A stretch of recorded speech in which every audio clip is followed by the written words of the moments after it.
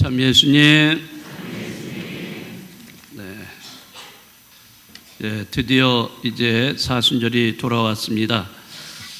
우리가 이 시기에 예수님의 죽음과 부활을 기억하면서 여기에 동참하는 그런 때라고 할 수 있습니다. 이번 사순 시기는 어떻게 보낼까? 또 어떻게 보내야 의미 있게 보낼 수 있을까? 여러분들이 아마 많이 생각하시지 않을까 봅니다. 여러 가지 방법은 있겠지만은 제가 여러분들에게 추천해 드릴 수 있는 좋은 방법 중에 하나는 여러분들 그 주보에 간지로 제가 끼워 놓았습니다.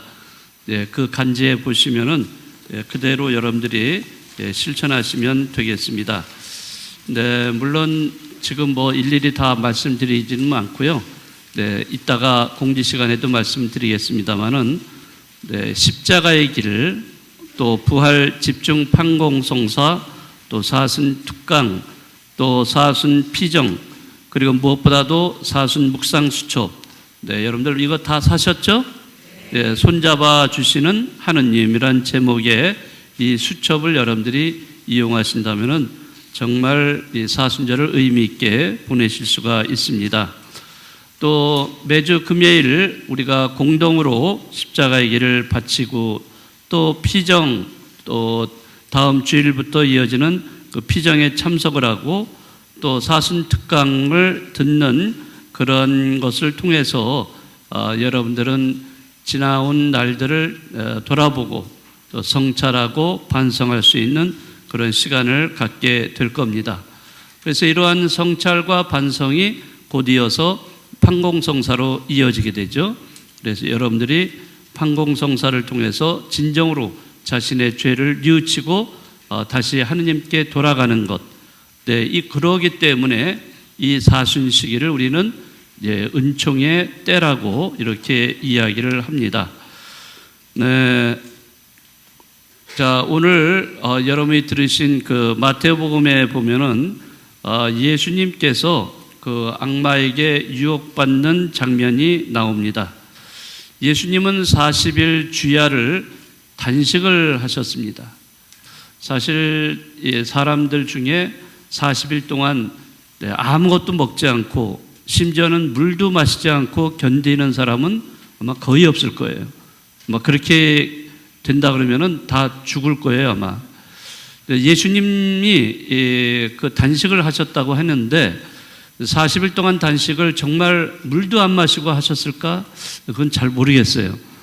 그렇지만은 어쨌든 주야로, 밤낮으로 단식을 하셨다는 것은 굉장히 철저하게 단식을 하셨다는 그러한 말씀일 것입니다. 자, 그렇게 됐을 때, 40일이 지났을 때 예수님은 어떤 상태에 있겠는가? 우리가 인간적으로 생각만 해도 얼마나 허기진 상태, 그런 상태에 있지 않았을까 생각을 합니다. 자, 이렇게 예수님께서 허기진 그러한 상태에 놓여 있을 때 예수님을 찾아온 존재가 있죠. 누가 찾아오죠? 악마가 찾아옵니다. 자, 악마가 찾아와서 예수님을 유혹을 합니다. 오늘 복음에서는 몇 가지 유혹이죠? 3가지 유혹을 하고 있는데요. 사실은 제가 볼 때는 3가지 유혹만이 아니라 수도 없이 예수님께 다가와서 유혹을 했을 겁니다. 그런데 그 유혹 중에 가장 대표적인 것으로 3가지를 오늘 성경은 우리에게 소개를 해주고 있습니다. 그렇지만은 이러한 3가지 유혹에 예수님은 단연코 그것을 물리치시죠. 자, 이 3가지 유혹이 뭘까? 이 3가지 유혹은 예수님이 겪으셨던 유혹뿐만 아니라 모든 사람들이 다 겪고 있는, 또 겪어왔던 그러한 유혹이라고 할 수가 있습니다. 우리는 물질에 대한 유혹을 받습니다. 그리고 또 권력에 대한 유혹이 또 심합니다. 또 뿐만 아니라 명예에 대한 유혹도 있습니다. 물론 그 이외에 여러 가지 유혹들이 있겠지만 이 3가지가 우리가 늘 살아가면서 겪고 있는 그러한 유혹들입니다. 악마는 예수님께 찾아와서 그 유혹을 하면서 뭐라고 하냐면요. 당신이 만약에 당신이 하느님의 아들이라면, 자, 이렇게 얘기합니다. 또 당신이 땅에 엎드려서 나에게 경배만 한다면, 자, 이런 식으로 예수님을 유혹을 합니다. 자, 이런 아주 교묘하게 시험을 하고 있죠. 자, 그럴 때 그래, 나는 당연히 하느님의 아들이지 하면서 예수님은 돌로 빵을 만드실 수가 있고 높은 곳에서 떨어지면은 분명히 천사가 와서 받쳐줄 것이라고 자신만만해 하셨을지도 모릅니다. 그래, 잠깐만 땅에 엎드려서 저 악마에게 경배만 한다면 세상 모든 그 부귀 영화를 받을 수 있을 거다라고 악마의 그러한 시험에 넘어갈 수도 있었을지도 모릅니다. 그렇지만 예수님은 그렇게 하지 않으셨습니다. 예수님은 악마의 모든 유혹을 성경 말씀으로 다 물리치십니다. 네, 세 가지 유혹에 다 예수님이 성경 말씀으로 물리치세요. 예수님은 악마의 유혹을 아주 쉽게 우리가 물리치신 것 같지만은 사실 예수님도 이 악마의 달콤한 유혹을 물리치시기 위해서 엄청난 갈등과 고통을 겪으셨을 거라고 믿습니다. 우리도 신앙생활을 하면서 얼마나 자주 이러한 악마의 유혹을 받고 있습니까? 악마는 우리 마음속 깊이 뿌리내린 갖가지 욕망과 쾌락을 자극을 시켜서 우리를 유혹에 빠뜨리게 합니다. 사실 이 사순 시기에 단식을 하는 것, 우리가 이 단식을 물론 뭐 많이 하지는 않죠. 공식적으로 2번이에요. 딱 2번인데, 그렇지만 매주 금요일 날 금욕을 하고 가급적이면은 이러한 어떤 단식 이러한 것을 조금씩 지켜가는 그러한 평소와는 좀 다르게 이렇게 하죠.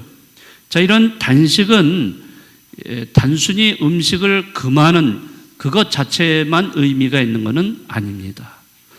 네, 그러한 단식을 통해서 우리는 이 악마의 유혹에 더 이상 빠지지 않도록 깨어 있는 삶이 되라고 하는데 이 단식의 의미가 있는 것입니다. 우리에게 가장 큰 유혹, 악마의 유혹이 무엇일까요? 물론 뭐 여러 가지 우리가 겪고 있는 또 예수님도 겪었던 그런 유혹들이겠죠. 자, 그런데 최근에 와서는 이 유혹이 또 하나 생겼어요. 그게 바로 스마트폰입니다. 아닌가요? 네, 바로 스마트폰이 우리를 엄청나게 유혹을 하고 있습니다. 어떻게 유혹하고 있는가? 하느님으로부터 멀어지게 하는 유혹을 끊임없이 하고 있어요. 사실 스마트폰이라고 하는 것은 가치 중립적인 것이에요. 네, 이 스마트폰 자체는 이것이 좋다 나쁘다 이렇게 할 필요가 없어요. 그 자체로 가치 중립적인 것인데 이거를 어떻게 사용하느냐, 어떻게 활용하느냐에 따라서 이것이 나에게 빛이 될 수도 있고 어두움이 될 수도 있다는 거예요. 이렇기 때문에 스마트폰, 물론 스마트폰만 그런 건 아니에요. 모든 이런 미디어가 사실은 양면성을 갖고 있습니다. 그래서 우리가 이거를 잘 활용하면 우리에게 득이 되는 것이고 이거를 잘못 사용하면 우리에게 해를 끼치게 되는 것. 이게 이제 미디어의 양면성입니다. 스마트폰도 보면은 이거는 정말 우리가 선택을 할 여지가 없는 거예요.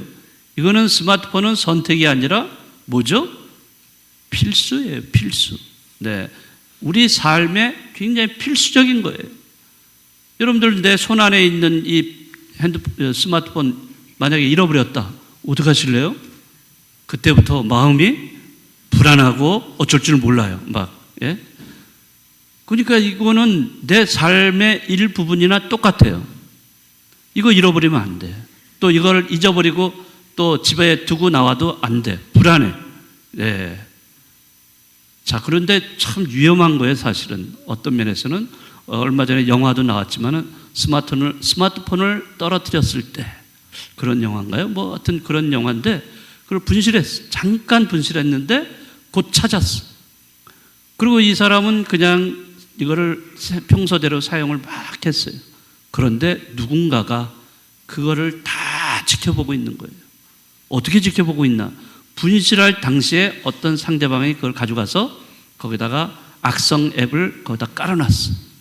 딱 깔아놓으니까 그 상대방이 이 사람이 하고 있는 모든 거를 그냥 똑같이 보는 거예요. 그냥 거기서. 자, 그러니까 굉장히 위험할 수도 있다는 거죠. 어쨌든 우리는 이 스마트폰을 사용을 해서 굉장히 편리하게 뭐든지 살아가고 있어요. 정말 편리하고 많은 도움을 받고 있습니다. 자, 그런데 반면에 이 스마트폰은 우리에게 중독을 가져다 줍니다. 중독 상태에 빠져 있는 사람들이 너무나 많아요. 예전에는 청소년들이 참 중독이 됐다 그래서 굉장히 걱정을 했는데 요즘은 청소년이고 뭐고 애기들부터 문제예요. 애기들. 태어난 지 얼마 안 된 애기가 스마트폰만 딱 쥐어주면 되게 좋아해. 조용히 있어요. 그렇게 울던 애가. 예? 아니 그 어린애가 몇 개월밖에 되지 않은 어린애가 스마트폰을 쥐고서 지가 이렇게 막 넘기고 있어요. 이게. 예? 아니 뭘 안다고 걔가. 그렇게 지금 태어나는 아이들은 아예 가르쳐주지 않아도 자기가 다 할 수 있어요. 그런 세대입니다. 자, 그런데 그런 아기들한테, 어린아이들한테 스마트폰이라는 것이 주어지고 사용이 될 때 뇌가 자라질 않아요. 잘 자라지 않아서 문제가 될 수 있습니다. 그래서 2살까지는 보여주면 안 돼요. 예? 물론 어쩔 수 없이 보여주는 때도 있지만은 잠깐 보여주고 말아야지 이걸 계속 노출을 오랫동안 한다? 뇌가 발달을 안 해요.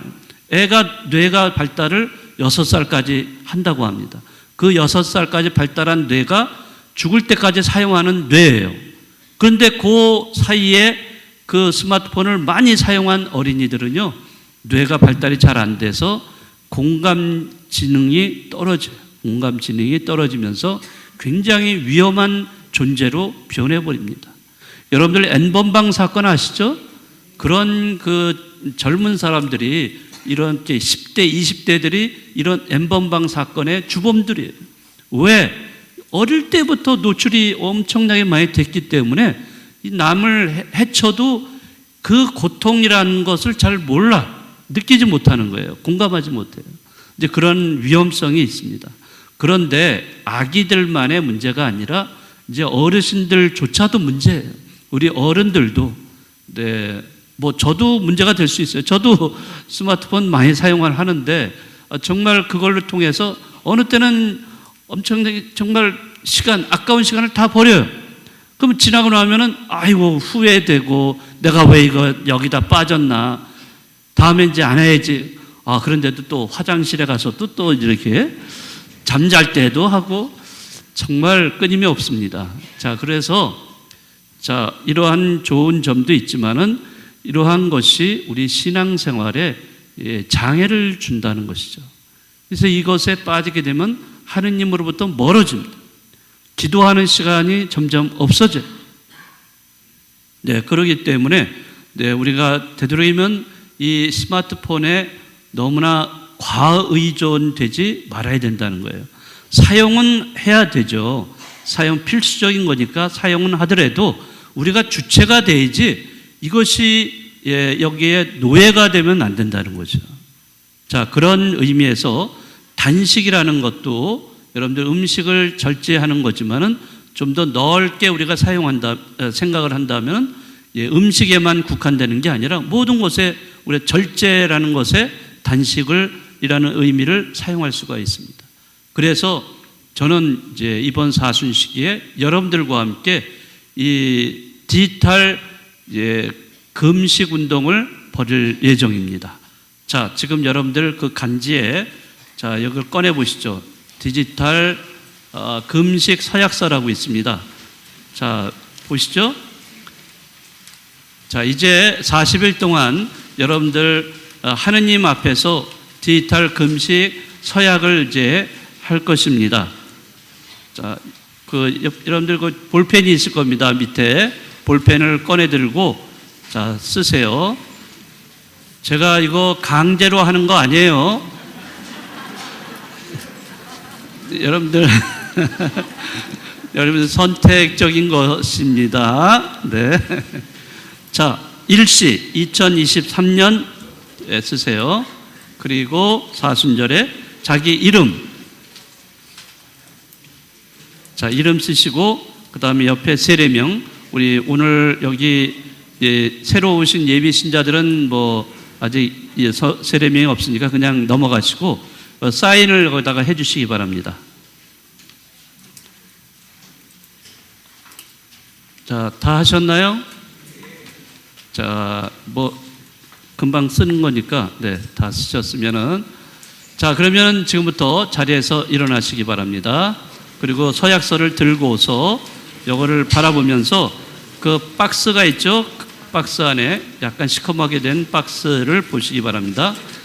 자, 이제 선서를 하도록 하겠습니다. 선서식, 네, 서약서. 자, 손을 드세요.